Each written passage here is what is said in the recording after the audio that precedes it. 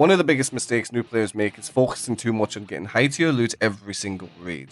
Look, surviving Ghost of Tabor isn't about pulling off massive wins every single time.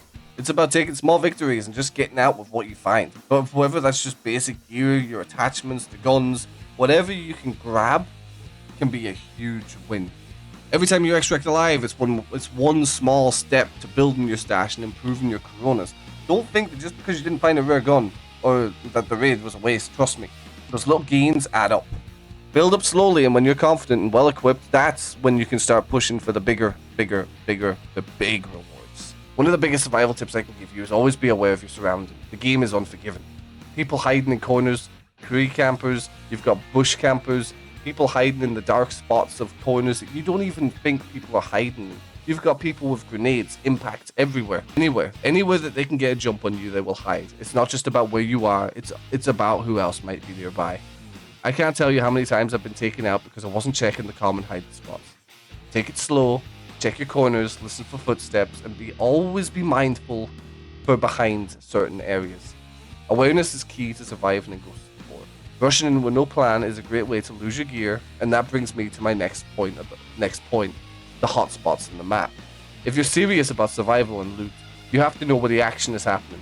Every map in Ghost of War has its hotspots, whether that be Silo, Matka, Island, Matka Underground, or even Island Nighttime.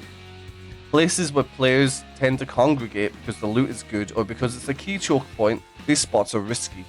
For example, buildings with high loot spawns, corridors where players pass through to extract, or areas around vaults are always hotspots. But if you know these locations well, you can either avoid them or play it safe or position yourself to ambush players who might not be aware. Let's talk about the most sought after items in the game, the purple keycards. These bad boys are your ticket to high tier loot. If you find one, make sure you know where to use it because some of the best loot in the game can be found behind those doors. But be cautious, because these areas are extremely contested, and the moment you pull out a keycard, you're likely to attract attention. So if you've got a purple keycard, get in, grab what you can, get out, before someone else decides they want your loot more than you do. Now let's talk about gear. One of the most common questions I hear is, what gear should I bring into raid? The answer is simple. Bring in what you can afford to lose. Don't go in decked out with your best gear unless you're absolutely confident that you can protect it. Start with budget loadouts, gradually work your way up as you get better and better at the game. In the early stages, it's all about staying alive, stacking up those basic supplies, and that way, when you do lose gear, and you will, and I promise you, you're going to lose a lot of gear, it won't hurt as much. And you'll have enough saved there in the bunker for more to fight with. And then this brings me to the major point, gear fear. A lot of players hold back because they're too scared to lose their high tier loot. But here's the thing, you can't let gear fear stop you from progressing. The only way to get over it is to practice using your gear in real situations. Sure, you might... Real situations? Like real life? Why the fuck did I write that? The only way to get over it is to practice using your gear in situations and just practice. Sure, you might lose it the first few times, but the experience will make you better, and soon enough you'll be confident at using your best equipment when it really matters. Remember, Ghost of Tabor is a risk-reward game. So take your time, practice with your gear, and eventually the fear will disappear. Lastly, let's talk about vaults. Those highly, super sought after, beautiful vaults. These are risky.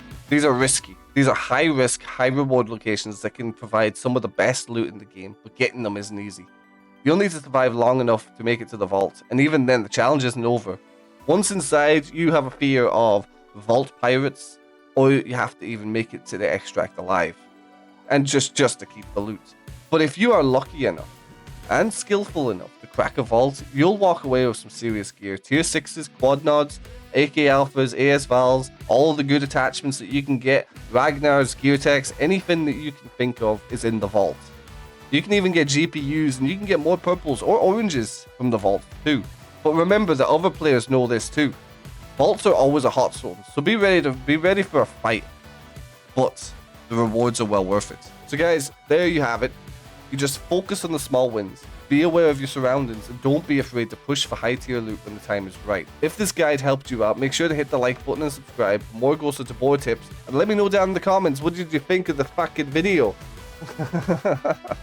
Let me know down in the comments too if what's your best win in the game so far, even if it's a small win or a big win. But until next time, stay alive and trust no one.